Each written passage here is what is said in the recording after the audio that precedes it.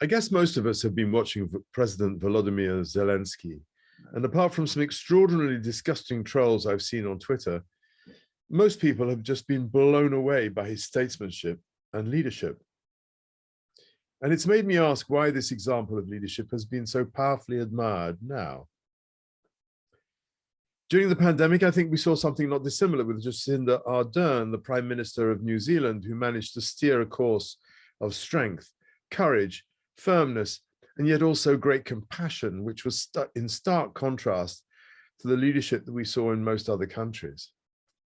With the Ukrainian president, he is showing determination, but also humility and a great strength in the face of adversity. And I suspect this is why he is so admired, because that kind of leadership is so missing and so wanted, let alone needed, almost everywhere else. On International Women's Day this week, I attended an event run by an organization named FemQ, a group of people advocating the strength and importance of feminine intelligence, something we all have, at least as a potential, regardless of our gender. The topic was the politics of waking up, and the main talk given by Indra Adnan emphasized the emergence of the feminine. This is the energy of interconnectedness and interdependence, of compassion and connection to nature. And while we've seen many ways in which it's been hijacked by the old dysfunctional masculine energy in our largest institutions, it is still emerging in organizations, rather in the same way in which a small flower pushes up a concrete flagstone. The Russian invasion in Ukraine is going to have enormous effects on really, I think, everybody. While countries in the West have stepped back from their rush to divide and go it alone, there are still major divisions, not least, of course, in the UK.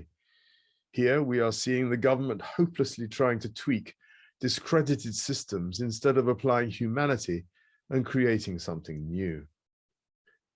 So we're seeing real leadership personified in Ukraine, and it's accentuating the fact that it is so absent everywhere else. Last week, I walked around London during the tube strike, which had thrust everyone out onto the roads, queuing for buses in the rain. It was evident that there's a huge effort to get things back up and running again after the pandemic, to get back to normal. And as I walked, I asked myself, are we thinking strategically? What is in jeopardy now are so many of the things we have taken for granted since the end of the Second World War. Logistical supply chains, which were severely damaged through the pandemic, are now threatened by the knock-on effects of the war. The provision of our foodstuffs, our medicines, our fuels only work because of the interdependence of the systems we have created. Are we planning for the new unknowns?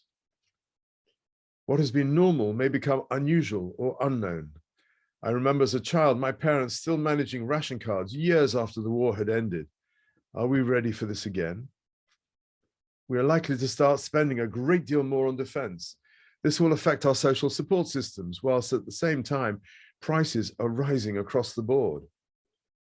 Will we make the courageous decisions to invest properly now in alternative sources of energy? Global warming isn't stopping just because there's a war on. This is a time for real leadership. This leadership that Volodymyr Zelenskyy is modeling for us is one we all need to adopt, with its key, largely feminine elements of listening, of honest, authentic communication, of the willingness to be vulnerable, and thus courageous in the face of the unknown. My name is Thom. I'm the CEO of Serenity and Leadership, and I'll see you next week. Bye.